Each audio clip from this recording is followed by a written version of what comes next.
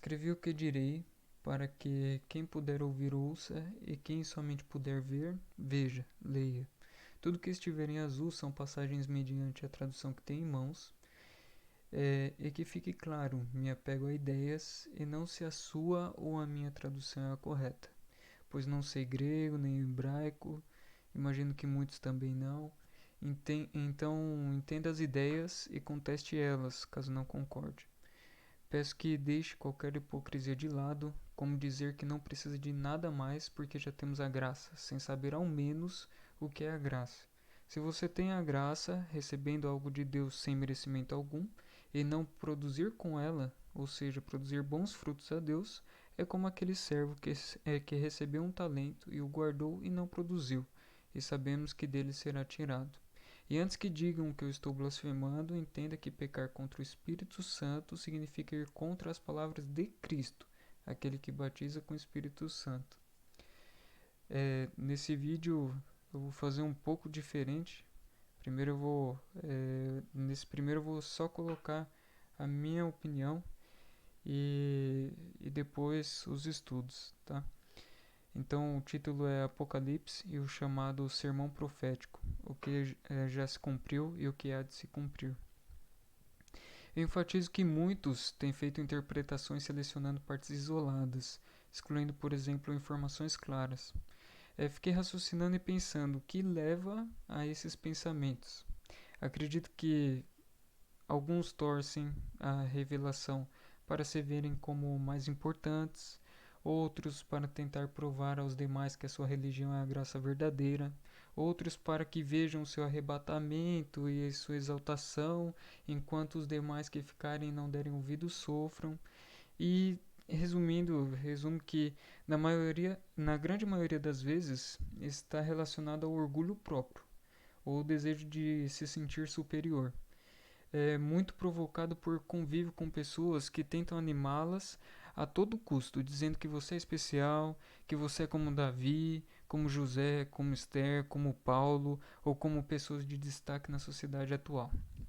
Enfim, se esquecendo que Deus não faz acepção de pessoas. Perceba que os discípulos mais íntimos de Cristo, Pedro, Tiago e João, eles creram que ele era o Cristo e o seguiram sem ao menos terem visto os milagres que viria a fazer. Eles se entregaram com uma fé diferente dos demais. Eles abriram mão de tudo para seguir Cristo e sofrer com ele.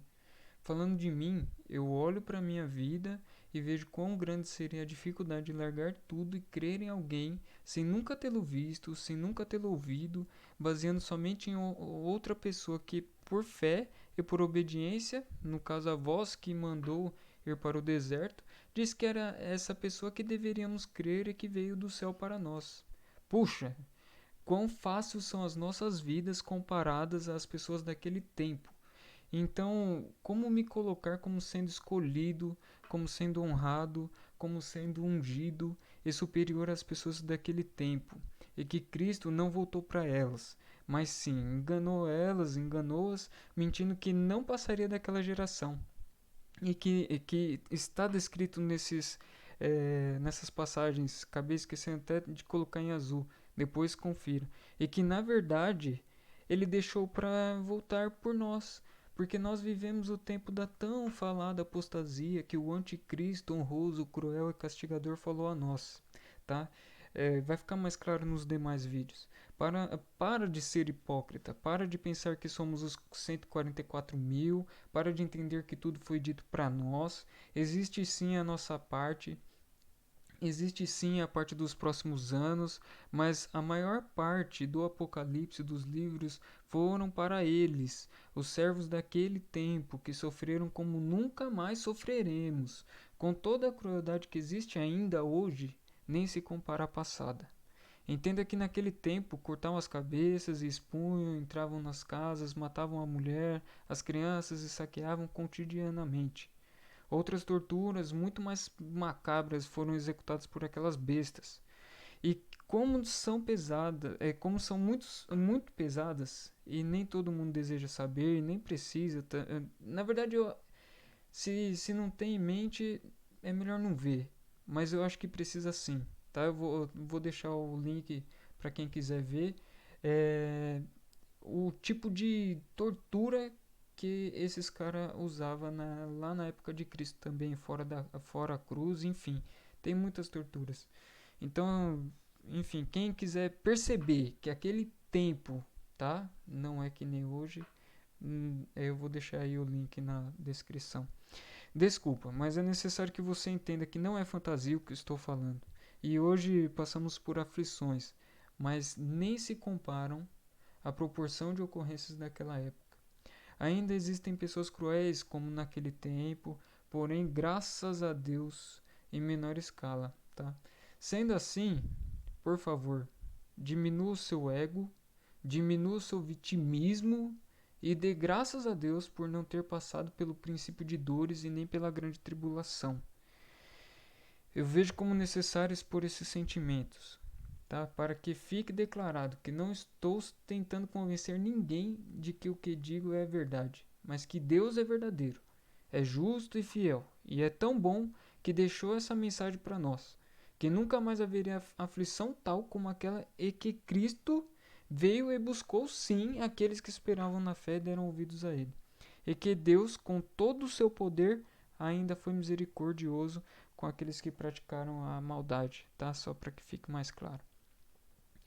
Entenda também, Cristo avisou o povo e disse: fujam para os montes, e Paulo disse: não se movam facilmente, porque nada irá se cumprir sem que antes venha a apostasia e se manifeste o filho da perdição.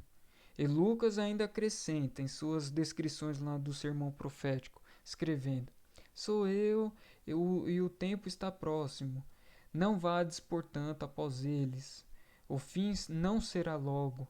Tá? Até fecho aspas aqui que eu esqueci. É, compara com os outros evangelhos, essas passagens. Tá?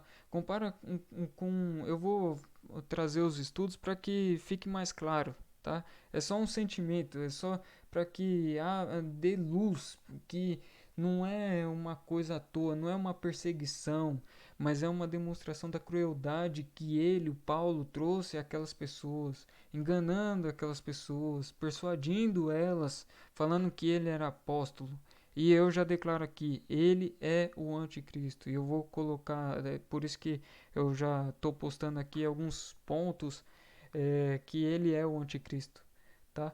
E, enfim, não me interessa a sua crença, tá? O que me interessa, tá, é Cristo, tá? É que aquelas pessoas que estão buscando a verdade encontrem a verdade, tá? Então Cristo também é considerado o Salvador por conta da salvação que ele trouxe para essas pessoas, ao avisá-las da ira vindoura que João Batista já tinha previsto, tá? Depois leia lá em Mateus 3, verso 7. Então, fiqueis nas palavras de Cristo, saia dos ensinamentos de morte, ouça a verdade, siga o caminho que leva à vida, Jesus Cristo, nosso Senhor. Leia o Evangelho de João, leia o Apocalipse, leia e valorize o que o Senhor fez por nós, tá? E a data dessa gravação, da última edição, é 3/4. Tá? Até mais. Fiquem com Deus.